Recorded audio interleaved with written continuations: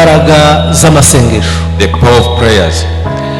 Ni gute amasengesho yacu yagira imbaraga? How can our prayers be so powerful? Amasengesho yacu agira imbaraga igihe twihana ibyaha, igihe dufite imitima itunganiye Imana. Our prayers become so powerful when we have a moment to confess and to amasengesho yacu agira imbaraga igihe twemera twizera ko Uwiteka ari umukiza n'umucunguzi wacu. Our prayers are so powerful when we believe that our Savior. Amasengesho yacu agira imbaraga igihe dusenga twiha umwanya wo kuganira n'Imana. Our prayers are so powerful when we have enough time to interact and pray God.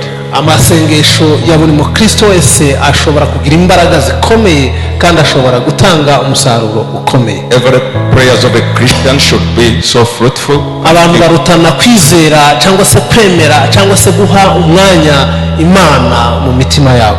People have different faith also growing before God.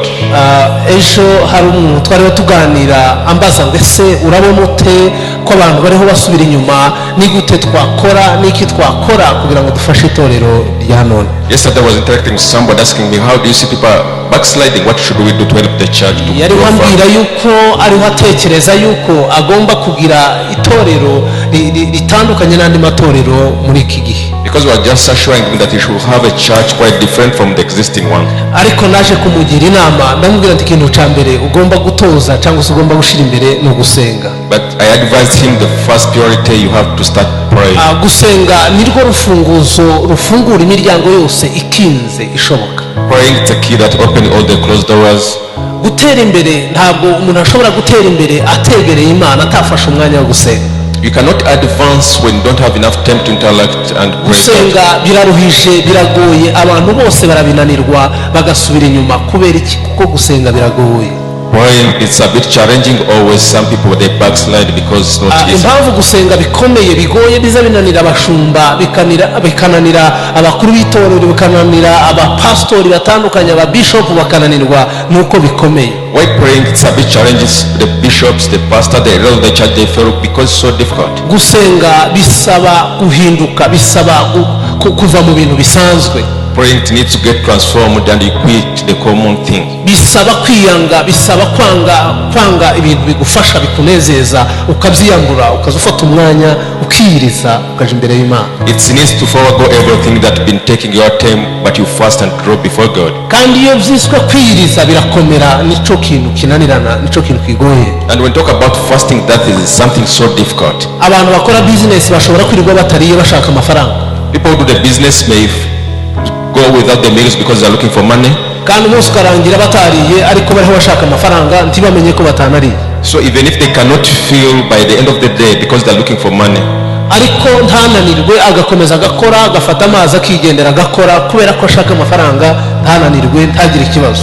But he drinks water, there is no problem, he carries on with his business. Ariko iyo uvuze ngo ugiye kwiyiriza usenge, but when you talk about that you are going to fast and pray, Satani ihita itangira kukurwanya ikakubwira ati no ntabwo kwiyiriza urapfa, inzara irakwica uyu munsi, igahita igutera igifu, kumva urananiwe, kumva bikomeye. Then the devil will attack you, show that you will not be able, and also ulcers start developing up. Kubera ko Satani ihita irwanya amasengesho, nuko Satani igira ubwoba, isibwa umuntu umwe niyiriza agasenga araza guhindura ibintu byinshi. Then why the devil fights the prayers? You know that when you fast, then you are going to transform a lot of things. Iyo wiyirije ugasenga, when you fast and pray, utangira kwirinda ibyaha. Then you start avoid sins. Iyo uhuye n'abandi bantu urababwira ati mureke ibyaha. When you meet other people, you say, why don't you quit the sin? Nimubona ko mu mwanya tugiye kakiriya kintu ukoze mu kanya kuri foundation. That you have seen the action you have done to the foundation just now. Havuyemo abantu barenga 10 bagiye kubatizwa. It's more than 10 children who are going to be baptized. For the devil is so bitter about it. Kubera iki bagiye kubatizwa? He's asking why are they going to be baptized? Kubera iki batabaretse ngo babe bagumye gutyo bakure bazagera igihe bange n'Imana bumve ko ntabwo ari ngombwa no kubatizwa? Why can't they keep them there? They glow, they feel also it's not. Satani yo ibifite gahunda yo kugira ngo irenge uburyo yaca intege yagenda imara abantu kabamara ubwiza bw'Imana kugira ngo batazahumuka amaso bagasenga. The mission of the devil is always making them to draw away from God so they know how to. Ariko iyo bamaze kubatizwa amazi menshi turabwira ati mushobora namwe kwiriza nibura mukagira amasaha 3 yo kwiriza mugasenga. But when also turn baptized in a pool of water, we tell them you can fast for 3 hours a day.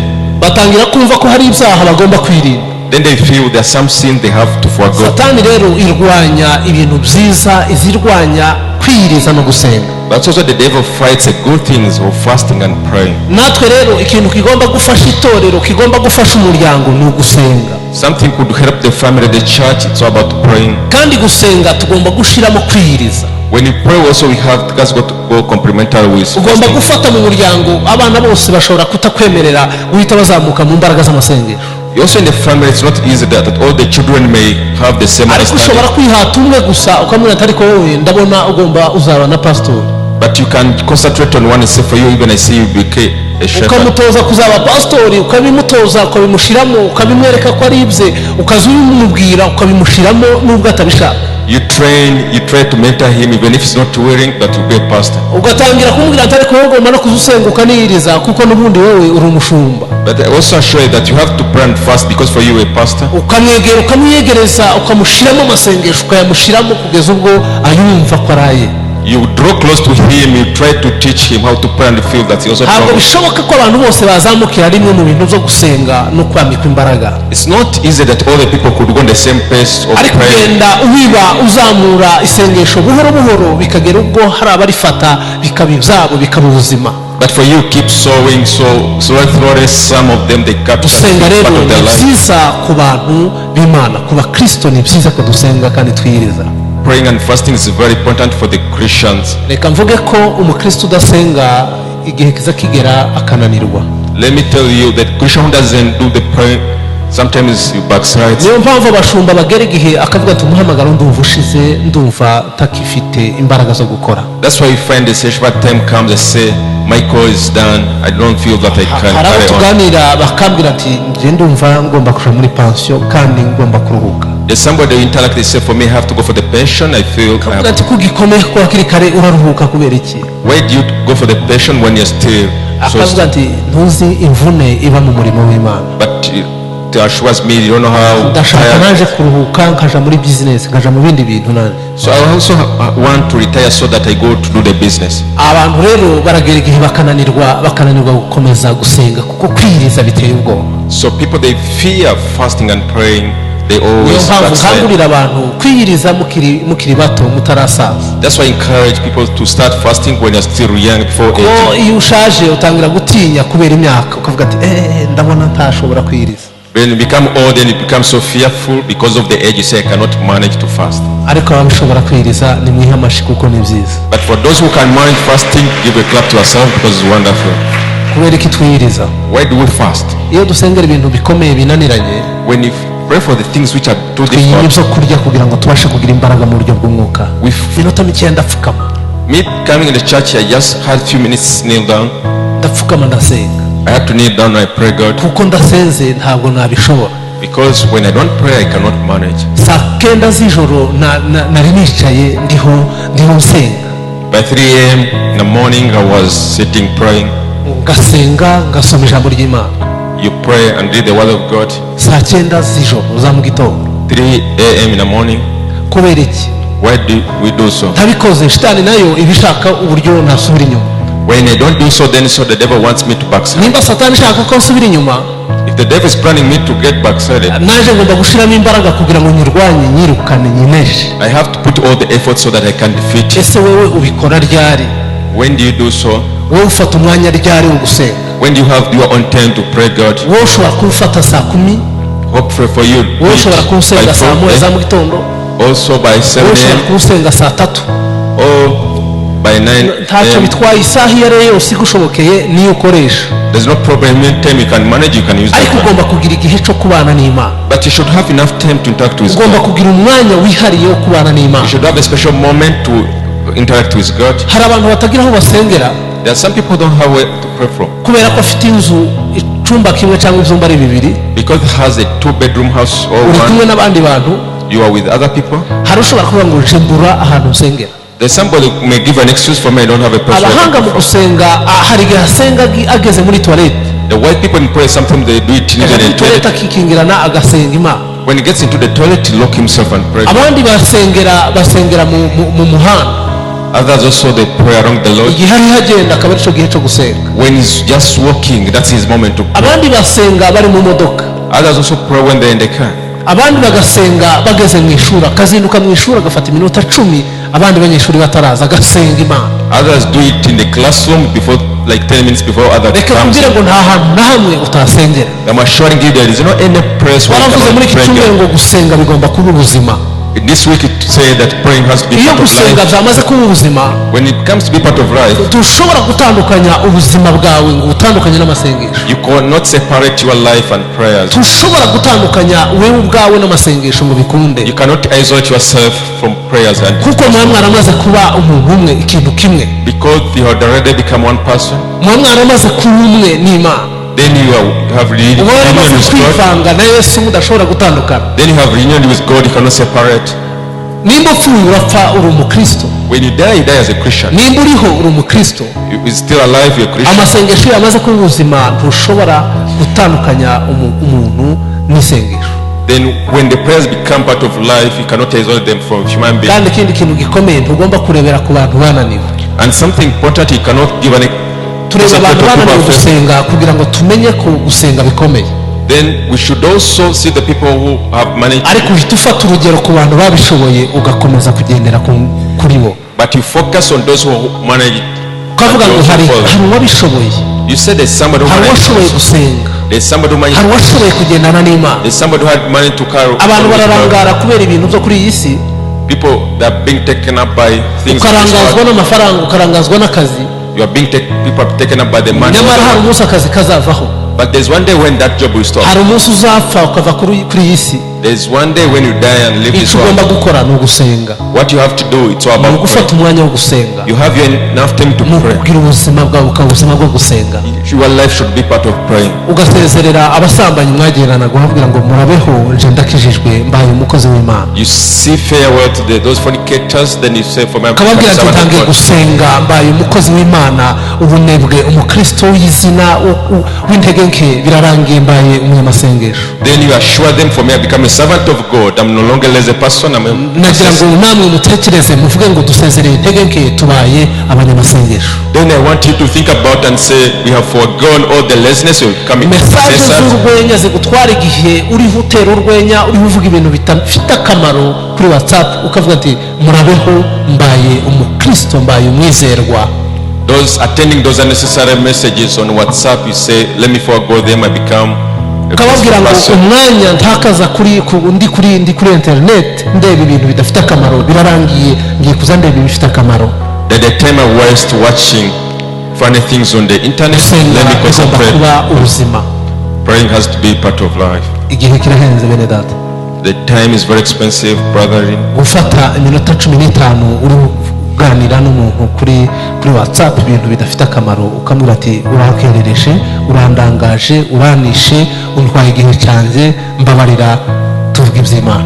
Taking more than 15 minutes on WhatsApp, you should tell somebody let me stop here, then I concentrate about God. Ubuzima bwacu bugomba kuba ubuzima bwo gusenga. Our life should be a prayerful life. ngo ndabikora ngeze mu rugo. Somebody may plan that I do it at the house. Hari ukuntu wikorera amasezerano wenyine. There is the way how you draw your own covenant. Ufata ikaramu n'urupapuro ukavuga ngo guhera itariki ya none nanditse ko mbaye umunyamasengesho ngiye kugendana n'Imana ngiye kuba inshuti y'Imana. You just get a pen and record from such a date of today, then I become intercessor. Ukavuga ngo abantu 5 bandangazaga kuri WhatsApp cyangwa se kuri email cyangwa se kuri bindi bintu umwanya twicarana tuganira muri restaurant ngiye kugabanya ubaye umwanya wo kuramya Imana. That about 5 people have been taking my attention on the social media. I'm going to reduce it, then I concentrate on God. Ni byiza cyane ko dutekereza gutyo. It's something very important the way we think. Kadusome kuva ibice 14 umurongo wa 13 n'uwa 14. Let us read Exodus 14:13-14. Mose asubiza abantu ati mwitinya mwihagararire gusa murebe agakiza Uwiteka ari bubazanire uyu munsi kuko abanyegiputa mwabonye uyu munsi mutazongera kubabona ukundi. Amen. Amen. Namwe mwicecekere. Amen. Amen. Hallelujah. twasomye twagiye tuganiraho iki cyumweru. These are the verses we read about in this week. Nagira ngo mbabwire mu buzima mufite bwa buri munsi. I just want to assure you in your daily life. Hari ingorane ufite, hari icyifuzo ufite kikugoye. There is some difficulties we are going through. There is a request you have that is hari abantu mu troubling you. muryango bakubereye inzitizi, ufiteho ikibazo, wumva ari ikibazo gikomeye. There are some family members who feel they are barrier to you.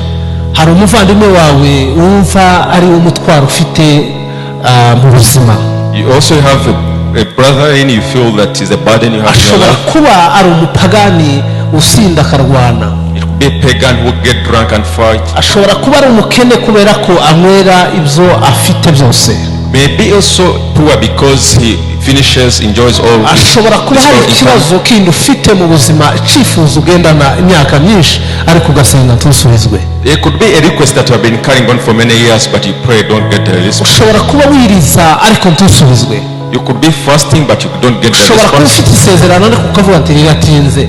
Then maybe having a covenant may say it has taken longer. ibyo ari byo byose hari ikintu kiremerereye umutima wawe. In actual, there is something could be troubling your life. ariko kuko turiho tuvuga imbaraga z'amasengesho, Since we are talking about the powers of prayers, hari uburyo dushobora gusenga Imana igahindura porogaramu. there is the way how we have to pray and God transform the program. nagiye nitegereza abasenze Imana. I observed those people who used to pray narebye God. ingero muri Bibiliya, I saw all the examples. ndeba abantu bagiye bagira kwizera, I saw those people who had the great abantu faith, bagiye bagendana n'Imana, people who managed to carry on with abantu God. bagiye bagira kwizera bakabana n'Imana bakizera, Those people who had the faith and they could carry abantu on bagiye with God. baha umwanya wabo Imana bakabiha umwanya bagasenga. Those people who could draw their all time to God and they pray. urebye isezerano cyangwa se umugisha wa Aburahamu, When you look at the blessing or the covenant of ari nayo God, umugisha natwe tukigenderamo kugeza n'uyu munsi, also the same blessing we are enjoying today, ukavuga ati umugisha wa Aburahamu ni umugisha wanjye, then you say the blessing of Abraham is my blessing too. ukavuga ati nanjye ngomba kugira amasho, Then you say myself I should have the ngomba flocks, kugira ubutaka bunini, I should have also a big land, ngomba kugira amazu meza, I should have a beautiful house, ngomba kugira urubyaro, then I should have also the children. abakomokaho bagomba kuba urubyaro, ugomba kuba umuryango munini. Also my generation could just be a great Nibyo generation. Joseph na madamu batweretse mu kanya bazanye umubebe. That's why Joseph and the wife they have showed us just now with a baby. ni igitekerezo n'icyifuzo n'umugisha tugomba gutekereza, tukavuga ngo Imana igomba kutwagura. This is a mindset, this is a blessing you have to think so that God hari will ibintu prosper. byinshi bikwirukana bikuteza kurota nabi, kugira amahoro makeya. There is a lot of evil dreams you have making you peaceless. Nabwiye abantu mu cyumweru hagati, ndabwira sasa hari umuntu arota akavuga ati mbonye hari ibintu biniga, ibintu bifata mu ijosi, noneho ndapfuye, ukumva byakwicaye ku ijosi. Then I told people there are some people who dream about things getting on the abo neck. badayimoni bumva baraye bakuniga, ukavuga ati ndapfuye birarangiye. Those demons who always try to hold on ubundi to that satani brother. zirwanya abitinya, abifitiye ubwoba. Always the devil attacks those people he fears, you know. satani that's so kurwanya kubera powerful. kwigutinya. The devil also fights you because he's satani fearing you. irakurwanya kubera kwikuzi. The devil fights you because he knows you. nta kintu kibi mu buzima cyangwa se kuri iyi si nko kuba ahantu ariko utazwi. There's nothing very bad to be in a place where not to ubaye recognize. mu mudugudu ntibakumenye, ntibazi ko uhaba, ntiwibaruje mu gitabo cy'umudugudu. We live in the cell where not even in the book of the cell. ukaba mu mudugudu ariko utazwi kuba mu mudugudu. Just residing in a cell when you know that not. ariko iyo uri mu mudugudu bakuzi, When you're in a cell but you're being aba ari ikintu known, cyiza. it's something very good. natwe mu buzima bw'umwuka Also as spiritually, satani igomba kutumenya, the devil has to know us kuko nitwe tuyirwanya, nitwe tuyisenyera, nitwe tuyibuza amahoro. because it's us who fights him with the guys who iyo make imaze him useless. kutumenya rero iraturwanya, tukarwana nayo. When he has identified us also he tried to fight back nagira ngo to us. mbabwire ngo biriya bintu muza murota nijoro, I want to assure you all the biriya dreams bintu you have biza at night, bibarwanya nijoro, all those fights you go through in the ziriya dream, ntambara muhura nazo nijoro, those fights you go through biriya the bintu night, muza murota nijoro bikabaniga, all those things that you dream about, n'imbaraga feeling, z'umwijima, n'imbaraga z'abadayimoni, those are the powers of the demons, the ziba powers of zaje darkness. gupima kugira ngo zirebe ko zikunesha, They come to try you so if they can defeat you, ariko zigasanga uri maso mu buryo bw'umwuka, but they find you awake spiritually. ukabona urazirukanye mu izina rya Yesu, ukirukana inka, ukazisenya, ukazica, ukica imbwa, ukica amapusi, ukica ukabona haje udukecuru tudafite amenyo mu kanwa, ariko ukabona ari twinshi tukwirukaho. Then you fight and kill those dogs, those people who don't have even teeth. hari n'igihe urwana n'utwana tw'utubebe dutoya ukabona utwana twinshi ariko tukwirukaho tugiye kugufata. Then sometimes also you find the children, the young children. You hari find igihe ubona ari intare ukabona ikwirukaho.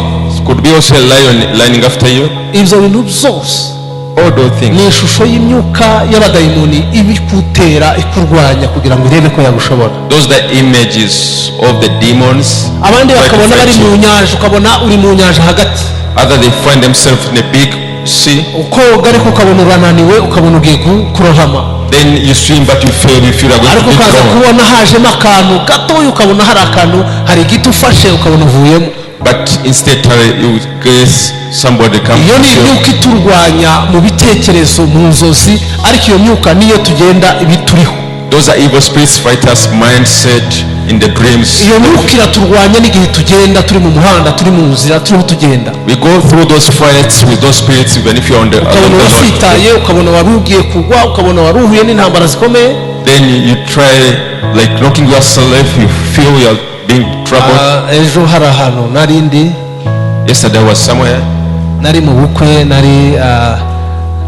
nari mfite ubukwe nari ndimo. I was somewhere in a wedding. noneho kurya tugiye gufata amafunguro. That's the way how we stand going to have. fata amafunguro shira ku isahani barangije barantwaza. Then I got some meal. babintwaje noneho abandi batangira kundangaza. When they carried my food, somebody tried to do my pressure. yakansuhuza narangiza n'uyu akansuhuza n'undi akansuhuza. This one, every person was just greeting me. noneho kubera ko bandangaje hariho esikariye nkuko haba hameze gutya. Because that drawn my attention, then there was a step like here. noneho kubera ko yariho asuhuza mvugisha n'uyu akaba aransuhuje n'uyu akaba aransuhuje noneho manuka kuri ya esikariye ntayibonye. Then as every person was greeting me, I managed to go down the step without observing. nyimanukaho ariko sinagira icumba sinatsikira ngo mvunike. I never had even a fracture. sinikubita hasi. I did not even fall down. ariko urumva nari ngiye ahantu ntabonye ntazi uko bimeze. Then it means I stepped the place which I did not observe. noneho ndakomeza ngiye kwicara. Then I carried on when I was going to sit. ijwi riragaruka yambwira turabona shitani yari ishatse kugira ngo irebe ko yagushobora. Then the voice came said the devil wanted to try you. ni za nzozi zishobora kuza ari nijoro ariko ziza noneho unakanuye uri kumwe n'abantu. Those are the dreams come at night, but also they can come when alive with. urumva nashoboraga gutsikira nkavunika cyangwa se akaba ikindi kintu cyangwa kikubita hasi mu bantu. It was possible to have a fracture or fall down in front of people. bahita bavuga ati bishop araguye yikubise hasi habaye ikindi kintu kidasanzwe. Then they announced that the bishop has fallen down, something special has happened.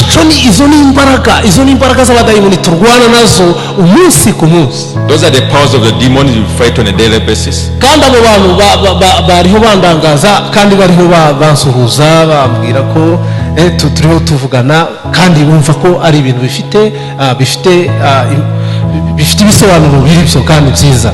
Those people are taking my attention, greeting me, feel so it was necessary to do ariko so. mfite avuga ati mwami ndagushimye ko uzi uturwanira ugatsinda imbaraga z'abadayimoni ukarwana nijoro ukarwana ku manywa kandi tugakomeza gutsinda. But I thank you Lord, you fight on our ariko abantu behalf. batazi imbaraga z'umwuka batazi kuganira batazi kugendana n'Imana ntibamenye ibyari bibaye. But those people who don't have the powers of God, those God, they know what ariko happened. tuyoborwa n'umwuka wera tumenya uburyo satana turwanya n'uburyo tugendaho. Because we are led by the Holy Spirit of God, you know how all the attacks of the devil, how they work. ejo nari nashingiye. Yesterday I had given away a lot. umugabo umwe aranyegera arandeba nambaye ingofero arambwira ngo none se wowe ngo buri kwezi wowe urashingira. Then one gentleman came to me that he do always give away agira the isoni bread. z'ibyo avuze aravuga ati ariko nibyo ariko ni imigisha. Became a bit shameful, but also said it's a blessing. ndatuza ndavuga ati buriya yagize ikibazo yagize ishari kandi n'ishari ry'abadayimoni. Then I said had a jealousy, but that's a jealousy of the demons. kubera iki satana tugendaho buri munsi kuko n'ibyiza bihindura ibibi. Why the devil always fights us? He fights us on a daily basis, also turning the good ariko things to be utabaye negative. maso ugera ahantu ikagufata. But when you're not awake, the time comes, then maze kubona become a abantu captive. benshi, abantu magana, abantu ibihumbi basubiye inyuma. I've seen a lot of tens, hundreds of ariko thousands of impamvu people nabonye ko backsliding. abantu basubira inyuma ni uko bagera igihe bakarambirwa bakabimenyera, akavuga ati ngize igihe mu gakiza ntabwo ari ngombwa kwiyiriza. Then that's why people backslide. They say, I've taken long into salvation, there's no ngiye need of. kukubwira ko Yesu agukeneye kandi ufite imbaraga ushobora kunesha abadayimoni. I want to assure you that God needs you and you have the strength to fight ababyeyi the benshi demons. bagera igihe basubira inyuma agashaka ko n'abana basubira inyuma. A lot of parents, when they backslide, they want also the children to follow. gusenga babyita gukabya, urakabya, uraterana ugakabya, urasenga ugakabya, gabanya. Praying, sometimes they say that it's too much exaggeration. nubwira umuntu wawe kugabanya amasengesho kuyareka, uzaba umubwiye ngo pfa, vaho, rangira, rimbuka. When tell your people to reduce the prayer, then you want him to die. ahubwo nubona umuntu asenga mubwira nti ahubwo komerezaho ni umugisha. But when you see somebody carrying on praying this, barakubwira ngo usigaye uba mu rusengero, uwagira amahirwe ni uwaba mu nzu y'Imana ntabe mu zaha. they tell you that you're always in the church, but those who are blessed are the people who run away from the sins and the bakubwira ngo house ariko of God. nguzimuke mu rusengero, ngo wowe nta kindi ni inzu y'Imana ni urusengero gusa. Sometimes they shout to you that your life is all about in the church, there's nothing else. muzarebe abantu baba mu kabari, arara mu kabari akageza mu gitondo, akirirwa asinze, akarara asinze, uzarebe niba abo bantu banejeje mu buzima. But those people, if they're enjoying, who sleep in the bar and get the whole day drunk. ariko twebwe niba tugize amasaha ane mu nzu y'Imana, taha tuje no gukora indi mirimo. But for us, we get 4 hours in the house of God, we go and do other works. ikintu nshaka kubakangurira ni uko mugomba gukora mugatera imbere mukagira ubushobozi kugira ngo satani itazazibona ico iturega. Why I want to encourage you, you should work hard so the devil should not have any tugomba report gukora against you. tukagira ubushobozi tukagira n'amafaranga kugira ngo satani itabona ico iturega. We should work hard so have the capacity, the devil should not have the nagira way ngo can mbabwire attack ko us. Imana yiteguye kudukoresha ibintu bikomeye. I'm assuring you that God is ready to make Imana us niwe do great yiteguye things. gukoresha ibintu bikomeye. God is ready to make you do great things. hari abantu bazindutse bazimuza Imana bayibwira ngo Mana nje ndabona nta kintu uzunkorera mu buzima. There are some people who come in the morning and say, God, nothing you are doing in my life. ugatekereza ukavuga ati nje kuri iyi si ndabona utankunda mwami, ndabona nta kintu unkorera gikomeye gifatika. abo bantu bazindutse bivovotera Imana, bazimuza Imana, bayibwira iyi weekend rwose yabaye ikibazo. Then those people wake up in the morning quarreling at God, there's nothing you are doing in my life, nothing you are changing. akavuga ati Mana nje ndabona utazunyumva, nje ndabona utazunsubiza, nje ndabona mwami sinzi ukuntu uzabigenza. They shout at God, I don't know myself how I can come out of this. God, you don't listen to all my prayers. Dusabe abo bantu basenza ayo masengesho muri iyi weekend, reka tubasabe bahaguruke. Let us ask those people who had those prayers in this week to stand up. abantu basenza ayo masengesho, abantu bashoboye gusenga muri ubwo buryo bivovoteye Imana, reka tubasabe bahaguruke. Those people who were praying that style, quarreling to God, let them stand up. abasenze iryo sengesho iki gitondo ni umunsi w'ejo washize. Those people who pray that prayer this morning and murahita yesterday, mwumva ko ari ikibazo, muvuga ati nimpaguruka nakoze ibi bintu biraba biri ibintu bitari byo. then you may feel that's a problem. You're standing up. ushaka gukira, Problem. ushaka gutera imbere, ni uko ugomba no kwemera ibyo urimo. When you want to get healed, want to develop, then abantu bafite ayo masengesho reka mbasabe bahaguruke. those people of those prayers may stand up.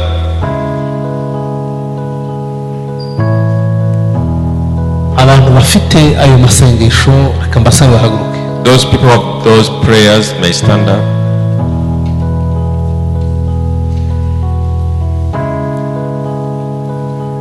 ariko ntabwo birateye n'isoni. none se kwivovota, wamaze kwivovota nuko nta muntu wakumvise wivovota ariko Imana yo yakubonye.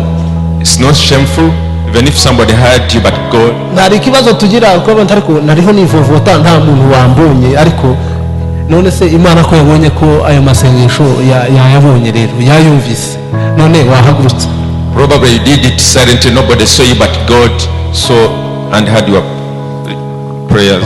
hari abandi bafite abo bivovotera, akavuga ati nje kanaka ntanyumva, umugabo ntanyumva, umugore ntanyumva, umuvandimwe ntanyumva. ni ibibazo bikomeye cyane. As also they have the conflict. hari abivovoteye Imana, hari n'abivovoteye abavandimwe babo. That those who call against their brethren. reka nsabe n'abariya bivovoteye bariya abavandimwe babo, Imana yabibonye, muhaguruke tubasengere. Those who also have the cause with their brethren, God has seen, just stand up to pray. abantu bivovoteye abavandimwe babo, the people who quarreled to their brethren. buriya ni imana yabirebaga ikavuga ariko uyu mutamu rwose arananiza. Then that's a God was so tekereza ibintu byiza nkavunika nkagira gute ariko atanyumva. Say this, my wife is troubling me. I always think of good things. uyu mugabo ni ngora buri gihe ndatekereza ibintu byiza ariko akambera inzitizi. It's always this, my husband who troubles me. I always think of good things. ariko uyu mugabo uzamubwira ate cyangwa se uyu muvandimwe bizagenda gute? What should I do to this husband? What should I do to this brother? mwivovoteye imana, mwivovotera n'abavandimwe banyu. You just call to God and you are. imana yatanze raporo rero iravuga ati nugera mu rusengero dore harimo abantu banje bariho banyivovotera. The God has given a report. There's some people who have been calling ariko uze about me, kubabwirira amakuru ndi bukubwire. but you should deliver this message. I need you to come forward here. muze hano imbere dufatanye isengesho. You may come here so that you pray together. gitumye wivovotera imana, That thing makes you to call against God. iriya sengesho ryo kwivovota, That prayer of iriya conflicting. sengesho ryo kwivumburira imana, That prayer of conflicting. iriya sengesho ryo kurambirwa. That prayer of being so tired. muri mwe hari abafite kwivovota mu buryo butandukanye, harimo ibisubizo muri bubone. For those who have different quarrels, also they have different harimo solutions. ibisubizo bitandukanye mugomba kwakira. They also the solution, different solutions you're going to receive. kakubwire ngo icyo kintu wivovoteye cyakuremerereye imana igikuyeho. Let me assure you something is troubling you. God has removed it away from. ikigirwamana cyari kiri imbere, cyari kikubereye ikibazo, icyo kigirwamana kivuyeho. That idol which has been troubling you, God has uprooted it uriya before you. mwuka w'abadayimoni wari warafunze umugisha wawe, uwo mwuka w'abadayimoni uvuyeho. That evil spirits by the demons, it's been uprooted. iriya dayimoni yagenda gikuvangira igatuma ibintu byawe bitagenda neza ikuweho. That demon has making your thing not going on well, it has been removed. muhawe kubohoka muri aka kanya. We are given to be set free just now. muhawe umunezero mwiza. We are giving you a very great joyful. kakubwire ngo kuriya kwivovota imana igukuyeho, wakiriye igisubizo. Let me assure you, all those conflicting, God has removed it, has given the solution. kiriya kintu mwari mwivovoteye imana ibahaye umunezero. That thing that have been troubling you, God has removed it and given it to a joyful. genda mwakiriye igisubizo Go and receive the blessing, kandi umugisha urafungutse. and also the blessing has opened up. amen. Amen. imana ibahe umugisha. May God bless you abakiriye igitangaza cyabo for receiving His word. kandi bari basenze mu buryo butari bwiza, And also they are praying ariko imana irabahinduriye ibahaye igisubizo ku bibazo bari bafite. because I received aba bantu mureke the tubahe amashyi. These people may give them a clap.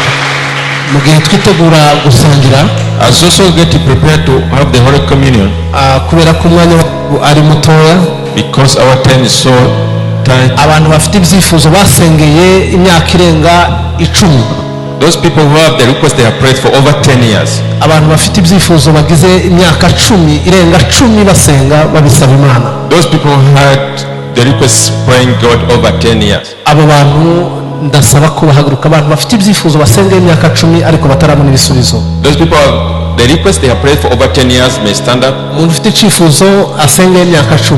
Somebody who have the request had prayed over 10 years. harimo abantu bagera ku 14 bafite ibyifuzo birenga cyangwa se basengeye mu gihe kirenga imyaka 10. There's some people who have prayed for their request for abantu over 10 14 years. nibo imana imbwiye ko bari bwakire igisubizo cyabo. It's only 14 people God has told me that they received their solution. icyifuzo usengeye imyaka irenga 10. The requests have been prayed for over 10 years. nagira ngo mbabwire, mbatangarize, mbabwire muri aka kanya imana iradutumye iratubwiye ngo ibi bintu bigize imyaka irenga 10 usengera igisubizo kiraje uyu munsi, uwumve ko I wakiriye. just want to announce and tell you that God has sent us to tell you that you have received all your requests you have prayed for over 10 years. tuje turi intumwa kuko tuje tubabwira ko imbaraga z'amasengesho arahindura. We come as the apostles because we believe the powers of prayer will icyifuzo transform. gifite igisobanuro, kizaza ari ivugabutumwa, kizaza ari ubutumwa ku bandi bantu, kizaza ari ikintu gihindura ibintu bitandukanye. That request has a lot of things. It's evangelization, to transform a lot of people. mwakira igisubizo cyanyu rero Imana irabashubije. Receive your request this morning. mwandike itariki ya none Also record the date of kandi today. mumenye ko Imana ibahaye igisubizo. And know that God has given the solution. Imana ibahe umugisha. May God bless you. kubera imbaraga z'amasengesho. Because of Paul's prayers. sinzi ko mwumvise ko buriya ni ijwi ry'Imana, buriya ni ubuhanuzi, buriya ni message y'Imana, buriya ni porogaramu ihindura ibintu bikomeye. I don't know if you have understood, this is a prophecy, this is a message from God that transforms great things. reka nsabe abaza kudufasha gutanga ifunguro ryera babe batambuka. Let me ask those who are going to help us in this one community. kubera umwanya wacu ari muto turaba dukomeza byose tubikora. Because we have a limited time, we are going to abantu bateguriwe gutanga ifunguro ryera babyiteguriye, reka baze badufashe. those people who were prepared to prepare the Holy Communion. ndasengera abarwayi, abantu bafite ikibazo cy'umutsi, umutsi, abantu bafite ikibazo cy'umutsi mu itako cyangwa se mu kuguru kw'ibumoso, abantu bafite ikibazo cy'umutsi mu kuguru kw'ibumoso cyangwa se parti y'umugongo uruhande rw'ibumoso, abo bantu ndabashaka ko mbasengera muri aka kanya. I'm going to pray for the people who have a problem, the muscle problem in the left leg ikibazo or the back. cy'umutsi mu ruhande rw'ibumoso, ndashaka kubasengera. The people who have a muscle problem on the left side.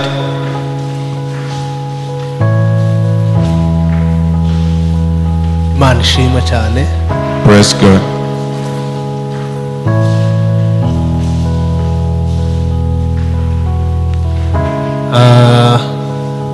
mbabwire ko Imana ibemereye kurama. Let me assure you, God has allowed you to live longer. Imana ibemereye kurama, ibemereye kubaho. God has allowed you to live and live kandi Imana longer. ibemereye kubakiza.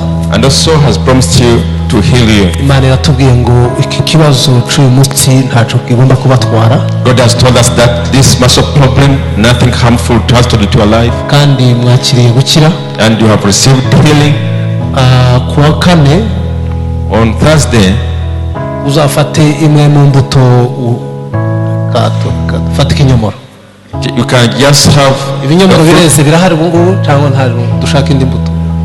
The two fruits available. aha ikinyomoro kimwe uzakirya ku wa kane, ikindi uzongera ukirye ku wundi wa kane igihe cy'ibyumweru bine.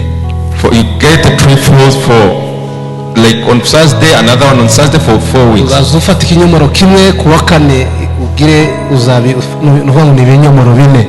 Those are the three fruits. ibinyomoro bine. Those are 4 free treats.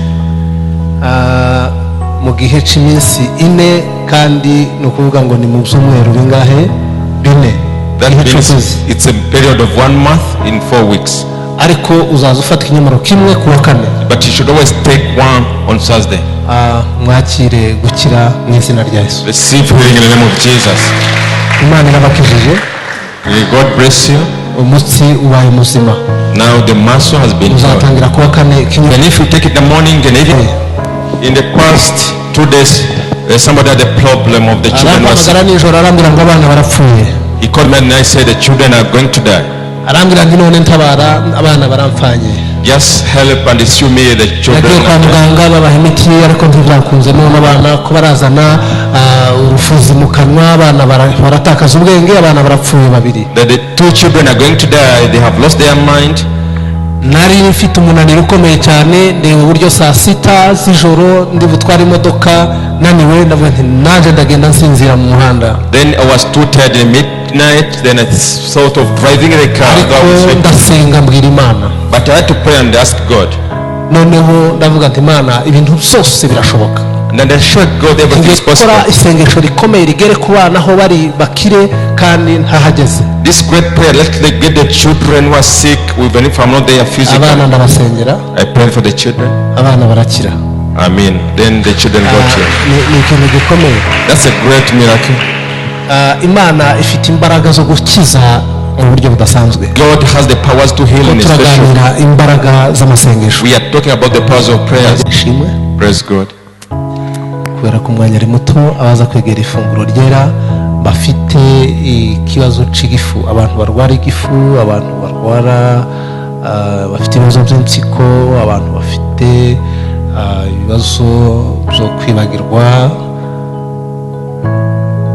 Because as we are going to have the Holy Communion, we talk about the people who have kidney cases, ulcers, and also to lose the mind or forget. Nibaza kwegera ifunguro ryera mu kanya rize kuba umuti ukiza utwo tuntu tuvuze. Then as they have this Holy Communion, let be the medicine be healing all those cases I've mentioned. Reka dusenge Imana. Let us pray God.